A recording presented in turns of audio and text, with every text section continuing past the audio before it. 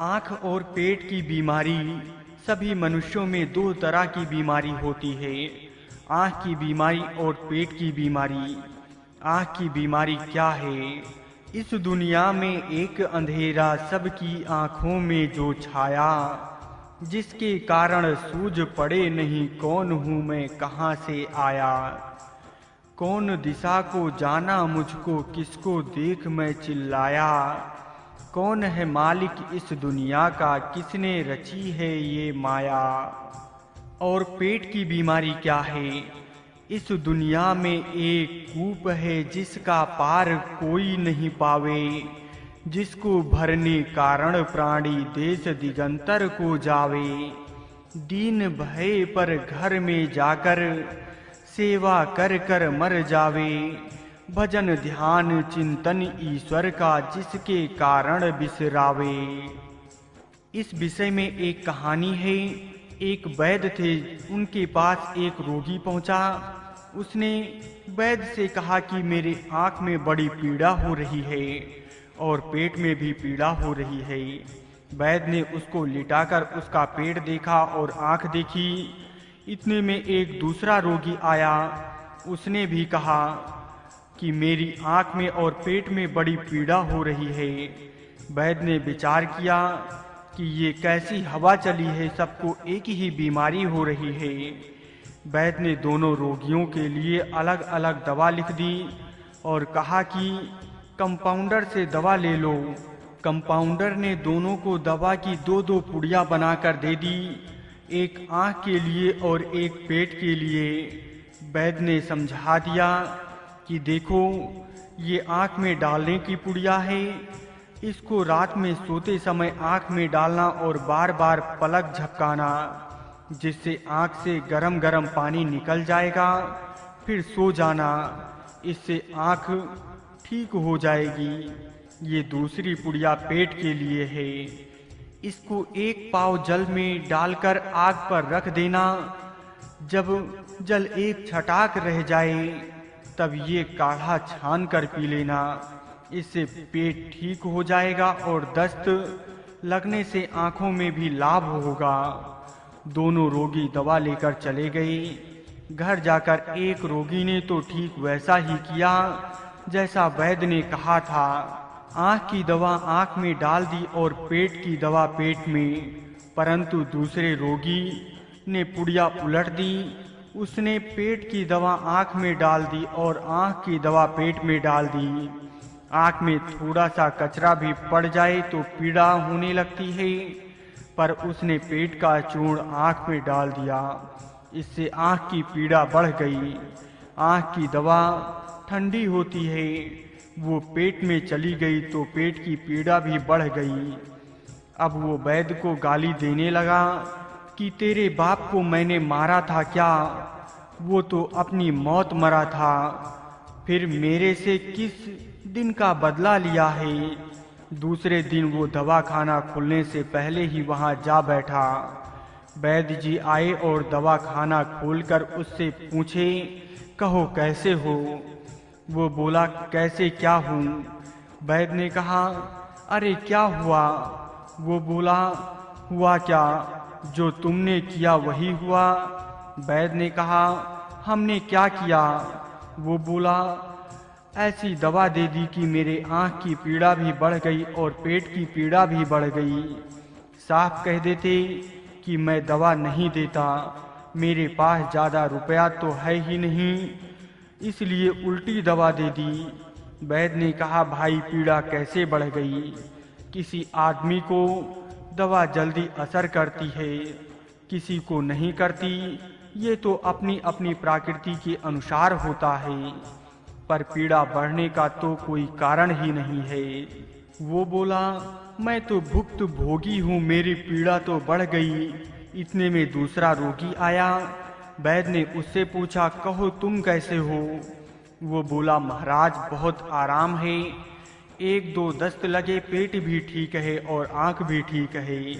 ये सुनते ही पहला रोगी बोला, देखो ये पैसे वाला आदमी है, इसको तो बढ़िया दवा दे दी, मेरे को घटिया दे दी। वैद्य ने कहा, घटिया कैसे दे दी? जो दवा उसको दी वही तुमको भी दी। तुम्हारी पुड़िया कैसी थी? रोगी ने जेब से चूर्ण की पुड़िया निकालकर वैद्य के सामने पटक दी और बोला, ये है वो पुड़िया। वैद्य ने कहा, दूसरी पुड़िया? वो बोला, दूसरी तो मैंने काढ़ा बनाकर पी ली। ये पुड़िया आँख में डाली, दवा ज़्यादा थी इसलिए बच गई। वैद्य ने कहा कि इसको निकालो यहाँ से। उल्टी दवा तो ये खुद लेता है और कहता है कि तुमने मेरी पीड़ा बढ़ा दी। इसी तरह हम सब लोग रोगी हैं। हमारी आँख की बीमारी क्या है? वास्तविक बात सूझती नहीं। खुद तो जानते नहीं, दूसरे को मानते नहीं। जो अधूरा जानते हैं उसी को पूरा मान लेते हैं कि बस यही ठीक है। पेट की बीमारी क्या है? पेट कभी भरता ही नहीं। दरिद्र का भी पेट नहीं भरता और लखपति करोड़पति का भी पेट नहीं भरता। कितना ही मिल जाए तो भी क्या कहते हैं कि क्या करें, काम नहीं चलता। इन दोनों रोगों के लिए भगवान ने हमें 2 पुड़िया दी है, प्रारब्ध और पुरुषार्थ। आँख की बीमारी के लिए पुरुषार्थ है और पेट की बीमारी के लिए प्रारब्ध है। पुरुषार्थ करेंगे, सत्संग, स्वाध्याय, विवेक, विचार करेंगे तो आँख का रोग दूर होगा और अपने कर्तव्य का पालन करते हुए प्रारब्ध पर विश्वास करेंगे कि जो हमारे भाग्य में लिखा है वही मिलेगा, तो पेट का रोग दूर होगा। प्रारब्ध शोक चिंता मिटाने के लिए है, आलसी आक्रमण बनाने के लिए नहीं।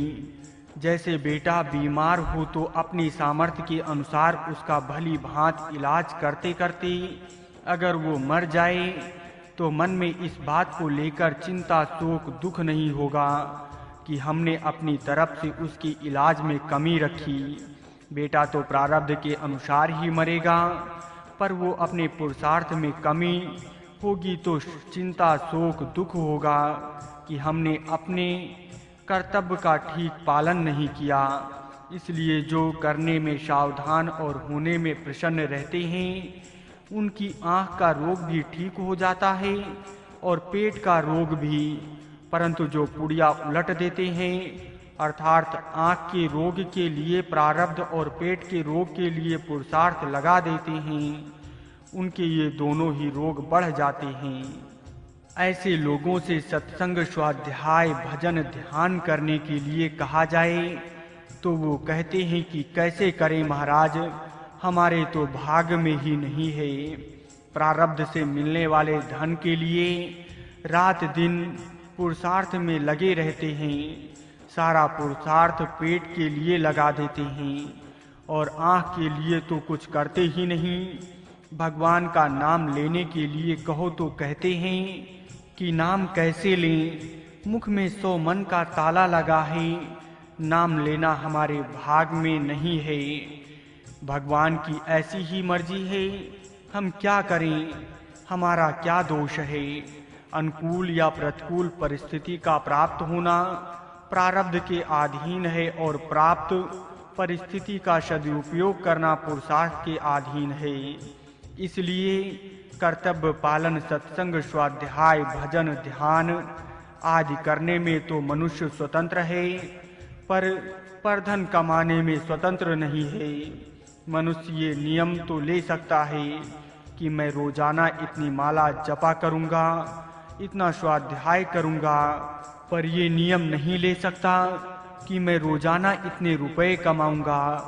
कारण कि भजन ध्यान करना पुरुषार्थ के अधीन है और रुपए कमाना प्रारब्ध के अधीन है।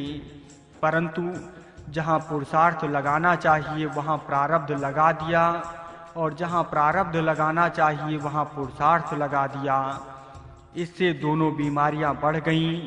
पेट की बीमारी बढ़ने से जीवन निर्वाह का खर्चा बहुत बढ़ गया। पढ़ाई लिखाई, खान पान में, स्वाद शौकीनी में, रहन सहन में खर्चा बढ़ गया और कहते हैं कि स्टैंडर्ड ऊंचा होना चाहिए।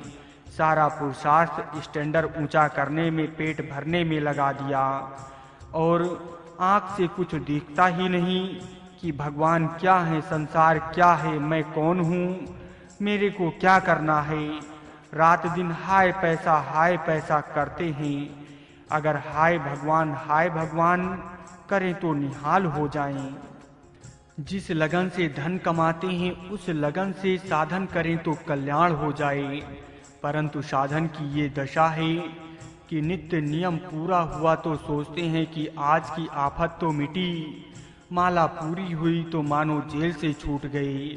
दुकान में रोज 100 रुपए कमाते हैं और वह 100 रुपए अगर सुबह ही पैदा हो जाएं तो भी दुकान दिन भर खोल कर बैठे रहेंगे, पर जब पूरा हो जाए तो माला लपेट कर रख देंगे। ये क्या है, ये उल्टी पुड़िया ले ली। इसलिए जो मिला है उसी में संतोष करें, जो नहीं मिला उसकी कामना न करें। अपने कर्तव्य की तत्परता से पालन करें, दूसरों की सेवा करें और भगवान का भजन स्मरण सत्संग स्वाध्याय करें तो आँख की भी पीड़ा ठीक हो जाएगी और पेट की भी पीड़ा मिट जाएगी।